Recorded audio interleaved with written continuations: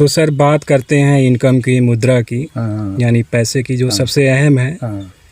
Artist छोटा हो या बड़ा हो, चाहे वो ब्रांडेड हो या अनब्रांडेड हो, है तो वो एक कलाकार, मेहनत बराबर करता है। बेशक बेशक।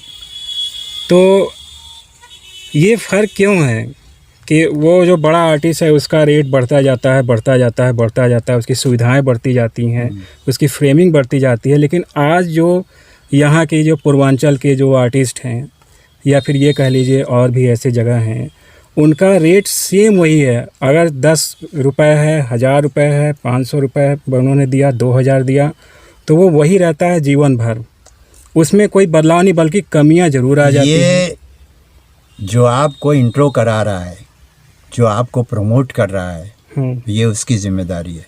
मैं एक छोटा सा वाकया बयान कर रहा हूँ यहाँ पर। ये सपोर्ट नहीं है, ये हकीकत है। मैं जो अभी शब्द बोलने जा रहा हूँ, जी सर।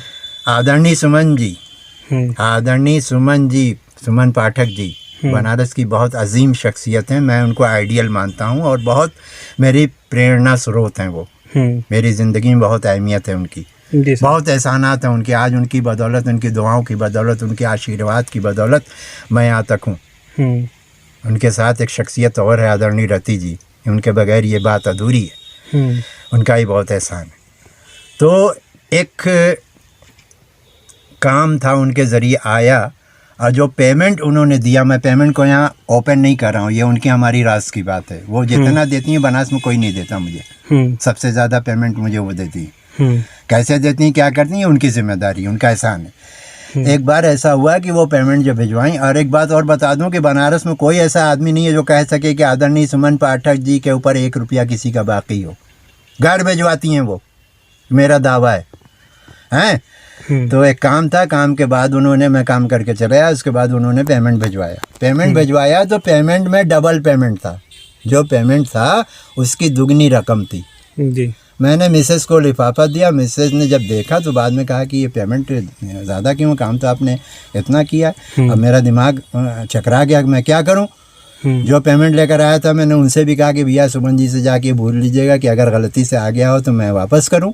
हैं वहाँ पर ये मामला हो गया कि सुमन जी कहने लगी, देख लीजिए ये शख्सियत है कितनी फिर मैंने उनसे खुद फ़ोन पर रब्ता कायम किया हैं कि सुमन जी क्या मामला, अगर ऐसा है तो मैं भिजवा दूं। कहने अरे भैया ये पेमेंट आपका ज़्यादा था और मैंने ज़्यादा भिजवाया। अरे आज तक कोई ऐसा पैदा ही नहीं हुआ जो पेमेंट किसी के पास ज़्यादा चला गया हो या कैसे हुआ वो वापस करे। आपने तो एक मिसाल कायम, मैं अपनी तारीफ़ नहीं कर रही, उनके अल्फाज हैं। तो ये बात है। तो हम ये बस ये चाहते हैं कि आप बेहतरीन जगह काम करें, अच्छे लोगों से जुड़ने के बाद अच्छा काम करें। पहले तलाश करेंगे वो अच्छे लोग कौन हैं जी, बस। और एक बात और बता दूं, हाँ सर, कलाकार सिर्फ कलाकार होता है। ये ज़रूरी नहीं कि जो आज बुलंदी पर है बहुत बड़ा कलाकार है और जिसको आज नाम नहीं मिला वो कुछ नहीं है। कुछ लोग तो ऐसे हैं जिनको अभी पर्दा ही नहीं नसीब हुआ, जिनको एक शॉट नहीं मिला, लेकिन वो हो सकता है हमसे बहुत बेहतर कलाकार हों। बहुत अननोन है, अभी भी अननोन है, राज में है वो लोग। उनकी तलाश की जाए और उनको लाया जाए जी। और एक आर्टिस्ट को छोटा बड़ा कहना ये आर्टिस्ट की तौहीन है जी सर। नहीं, कोई कामयाब हो गया बहुत कम वक्त में, नहीं इसका मतलब नहीं कोई बड़ा हो गया, कोई नाकाम रहा अभी तक नाकाम है, इसका मतलब नहीं वो आर्टिस्ट नहीं है, ऐसा नहीं है। नहीं, इस बात को हम नहीं कह रहे हैं। वो वहाँ पे फ़र्क देखा जाता है, वहाँ पे ऐसा बोला जाता है। फ़र्क इस पे देखा जाता है कि आज हमेशा वर्तमान में आदमी जी रहा है। आज उनकी जो वैल्यू, जैसे मार्केट का वो प्रोडक्ट हो गया है, जब प्रोडक्ट ज़्यादा बिकने लगता है उसकी उसकी क्षमता जब बढ़ती जाती है, उसकी डिमांड बढ़ती जाती है तो उसका रेट बढ़ता है, बस वही बात है। और जिनका नाम अभी नहीं है उनको जैसे तैसे दिया जाता है। तो पहले ये भी शख्सियत ज़रूरी है इस बात का कि अपने अंदर वो एबिलिटी पैदा करो और नाम पैदा करो, अपने को वहाँ तक पहुँचाओ, कैसे भी पहुँचाइए, लेकिन तरीका जायज़ होना चाहिए। तरीका जायज़ होना चाहिए। और दूसरी बात, अगर आपसे आपके पास रिक्वायरमेंट आते हैं तो आपकी भी जिम्मेदारी है कि आप पूछिए उनसे। हाँ पूछिए। और एक बात और है, कोई आपको बांध कर नहीं ले जा रहा है कि आप बच्चे नहीं हैं, कोई आपको गोद में उठा के नहीं ले जा रहा है जी। हैं आप जाइए और अपने रोल के बारे में बखूबी डिटेल मांगिए, उनसे समझिए कि सर हमारा रोल क्या है वो बता दीजिए, हमारा कैरेक्टर क्या है वो बता दीजिए। जब आप देखिए एक बच्चा भी है, मासूम बच्चा, जब वो नहीं रोता है ना, सोता रहे तो माँ समझती है अभी सोया है, तो ये तो मसल है बड़ों के, एक बच्चा नहीं रोता तो माँ भी दूध नहीं पिलाती है। तो बिल्कुल। आपको बताना पड़ेगा, आपको बताना होगा, हाँ, आपको साबित करना होगा। और इस बात को जहन से निकाल दी कि हम छोटे हैं और बड़े हैं। कोई छोटा बड़ा नहीं है, सब बराबर है, सब इंसान। चक्कर क्या है कि बॉलीवुड के लोग काम करते हैं, अपने मतलब कास्ट को चुनते हैं, यहाँ बड़े बड़े लोगों को लाके शूट करते हैं, सब्सिडी उठाते हैं यूपी से, यहाँ के गवर्नमेंट से, लेकिन यहाँ के आर्टिस्टों को ना तो उस तरह का किरदार मिलता है, ना उस तरह का पेमेंट मिलता है, ना उस तरह की सुविधाएं मिलती हैं। हम एक राय देंगे कि यहाँ के जो जिम्मेदार लोग हैं, जो बुद्धिजीवी हैं, ये उनकी जिम्मेदारी है कि एक बेहतरीन ऑर्गेनाइजेशन पहले बनाए, एक ऑर्गेनाइजेशन बनाए अच्छे लोगों का जी, और उसमें बेहतरीन लोगों का एक लिस्ट हो, कैसे कैसे लोग हैं, किस कैरेक्टर के, किस कैरेक्टर के, किस लेवल के, उनका लिस्ट हो, उसके हिसाब से उनको बुलाया जाए। और देखिए, मैं पर्सनल अपने बारे में बता रहा हूँ कि मैं पेमेंट का वो नहीं हूँ, पेमेंट तो ठोकरों में है, लेकिन सम्मान ज़रूरी है। अगर सम्मान भी नहीं मिलेगा, आदमी दिल से काम करेगा ही नहीं। और आप थोड़ा सा भी सम्मान दे देंगे ना, तो एक आर्टिस्ट मैं खुद जान निकाल के रख दूंगा जी। पहले सम्मान दीजिए। आपके रोटी, आपका खाना, आपकी वहाँ की व्यवस्था का मोहताज कोई नहीं है। आपके दो लफ्ज़ प्रेम के वो आर्टिस्ट से पता नहीं क्या करवा लेगा। बस वो डायरेक्टर को समझना चाहिए।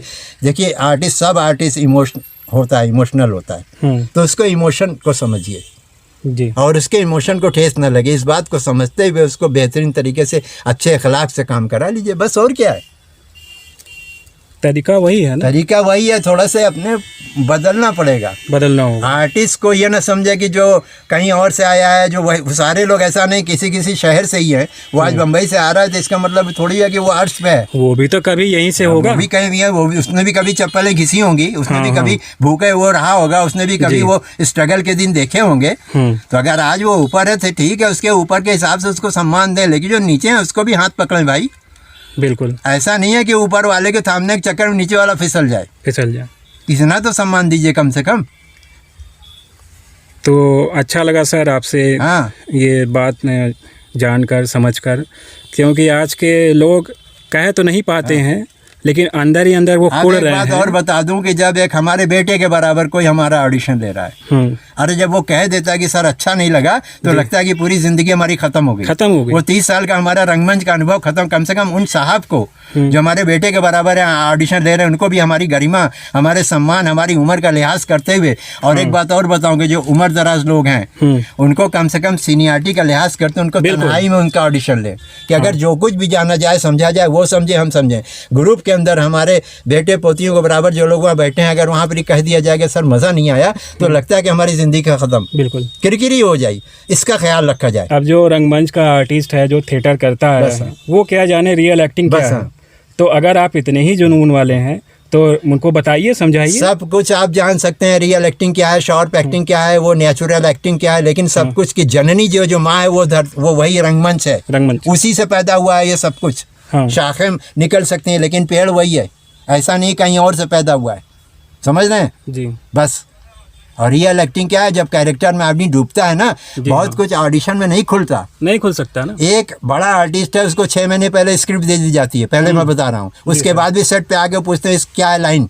और एक वो आर्टिस्ट जो यहाँ का चुना जाता है, उसको मेकअप के बाद उसकी लाइन ही बताई, उसने कम समय में कैसे अपने को माइंड मेकअप करेगा। और एक बात और बताऊं, बड़ा आर्टिस्ट जब रीटेक करता है तो कहते हैं सर का मूड नहीं है, और छोटा आर्टिस्ट रीटेक करे, क्या यार क्या कर रहे हो, दिस टाइप ऑफ अल्फाज, दिस टाइप ऑफ लफ्ज, this type of word is come. Yes sir. तो कैसे बोलिए, उसका भी सम्मान रखा जाए, उसको पहले से सीन बता दी जाए, उसको डूबने का मौका दिया जाए।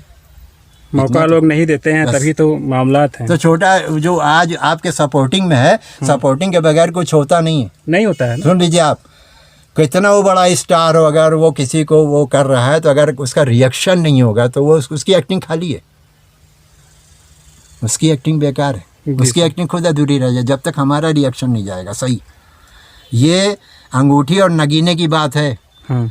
तो अंगूठी में नगीना तभी सजेगा जब वो एकदम परफेक्ट फिट होगा। तो जो हमारे पूर्वांचल के आर्टिस्ट हैं, जो हमारे अपने लोग हैं, उनके बारे में आप क्या मैसेज देना चाहेंगे, क्या बताना चाहेंगे? हम सिर्फ यही मैसेज देना चाहेंगे कि किसी भी ऑडिशन में जाएं तो अपने रोल को बखूबी पहले समझ लें, अगर आपके अंदर से कोई आवाज़ आए, एक आत्मा की आवाज़ जो आपको बताती है, वो अगर बताए तब आप एक्सेप्ट करिए, वरना मत करिए। कि हर रोल हर के लिए फिट नहीं होता। मैं कितना भी बड़ा आर्टिस्ट हूँ, मैं तो बड़ा हूँ ही नहीं, लेकिन बड़ा कोई नहीं होता, एक्टिंग के कोई इंतहा नहीं है। जीवन समाप्त हो जाएगा लेकिन अभिनय समाप्त नहीं होगा। अच्छा, ऑडिशन का भी एक तरीका होता है कि अगर आप ऑडिशन ले रहे हैं तो तन्हा लें। ऐसा ना हो कि आप ग्रुप में 100 लोगों को बैठा के ले रहे हैं। वो ग्रुप में ऑडिशन कभी ना बोला और ग्रुप में खुल ना पाए, तो उसको तन्हाई में उसको खुलने का मौका दें। ऑडिशन तो पर्सनल ही लेने चाहिए, पर्सनल लेने। और जो भी चीज़ हो, अगर ग्रुप में भी ले रहे हूँ तो एक सजेशन मैं दूंगा कि ग्रुप में अगर कोई कमी उसको नज़र आई तो उसको उस ग्रुप के सामने ना वो करें, कमेंट करें, उसको कर दें सर आप बैठें, अभी बाद में आपसे बात करते हैं। तो उसको अकेले में बता दें सर सीन की डिमांड हमारी ये है, लेकिन आप थोड़ा सा यहाँ पे ये किए, इसको ऐसे मेंटेन कर लें। अरे यार, शब्द ऐसे चीज़ है ना कि शब्द तो अंदर घुर जाते हैं। जी सर। अनुराग कश्यप की फिल्म गंगा बासुपन, वो एक गर्दन वाला शॉट था जिसमें लड़की कर नहीं पा रही थी, बहुत रीटेक हो गया। अनुराग कश्यप एकदम नॉर्मल, क्या पेशेंस है उनका, है। और उसके बाद शॉट को रोका, चाय के लिए बोला कॉफ़ी लाओ, और उसके बाद उस लड़की को बगल में ले गए, पता नहीं क्या समझाए, आते बाद 1 टेक में ओके हो गया। आप बताइए, तो ये डायरेक्टर की जिम्मेदारी है भाई। How could I hold to the artist, this is the responsibility of director. ये जिम्मेदारी है, जो हमारे अंदर टैलेंट होगा तो हम उस तरीके से होल्ड कर लेंगे। लेकिन एक आर्टिस्ट की पहली जिम्मेदारी है कि सब पागलपन में रोल एक्सेप्ट ना करे, पहले वो जांचे कि हम उस रोल के लायक हैं कि नहीं। फर्स्ट ऑफ ऑल ये जरूरी है। हाँ, you have to take this type of decision कि आई एम एबल और नॉट फॉर द रोल, वो जो ऑफर हो रहा है मुझे, ये उसको पहले नहीं, कुछ भी मिले नहीं सर, नहीं कर सकता, नहीं कर सकता, नहीं मैं नहीं कर पाऊंगा, लेकिन जो कर सकता है बेहतर उसी को एक्सेप्ट करे। वहाँ शर्मसार होने से बेहतर है कि वहाँ इनकार बेहतर है। वो ज़्यादा बेहतर, इनकार कर देना बेहतर है, सर मैं ये नहीं करता, मैं ये बेहतर कर सकता हूँ। बस बहुत भीड़ है भाई आपके पीछे, हो सकता है किसी और का नसीब चमकना हो। वही बात, हर रोल सबके लिए थोड़ी नहीं होता। मैं छोटी सी बात बता रहा हूँ, शोले में अमजद खान जी का जो रोल था वो है बेमिसाल। बिल्कुल। हाँ, अमिताभ बच्चन जी, मैं उनका कमेंट नहीं कर रहा हूँ, उन्होंने जो उसमें किया, कौन सी फिल्म थी जिसमें उन्होंने खुद वो ये इस टाइप का डाकू किरदार किया, वो नहीं हो राम गोपाल वर्मा जी। हाँ, तो राम गोपाल वर्मा उसमें नहीं, तो हर रोल हर के लिए नहीं होता। अमरीश पुरी जी ने जो नागिन में रोल किया है, उसी का दूसरा पार्ट निगाहें में अनुपम खेर जी बहुत बेहतरीन आर्टिस्ट हैं, दिलीप साहब के साथ कर्म काम किया, लेकिन वो रोल उनके ऊपर उतना कि जो खुर्राटपन उस रोल का जो डिमांड थी अमरीश जी के ऊपर जो फबरा था, वो उनके चेहरे में मासूमियत है, स्माइलिंग है। तो सब रोल सबके लिए बहुत बेहतर नहीं होता है, सब परफेक्ट आर्टिस्ट हैं, लेकिन रोल सबका अलग होता है। अब ये टैलेंट रखने वालों की जिम्मेदारी है कि किसको कैसा रोल दे रहे हैं, वो उस पर बेहतरीन बैठेगा कि नहीं। जी सर। बस मैं यही कहना चाहूँगा कि नवयुवक जो हैं उनको बहुत ज़्यादा बहुत तेज़ न दौड़ें, समझ के चलें। आप डांक के सीढ़ी चढ़ेंगे तो लड़खड़ा के गिर जाएंगे, ऊपर जाना है बुलंदी पर तो एक एक स्टेप ऊपर चढ़ें। बस, थैंक यू।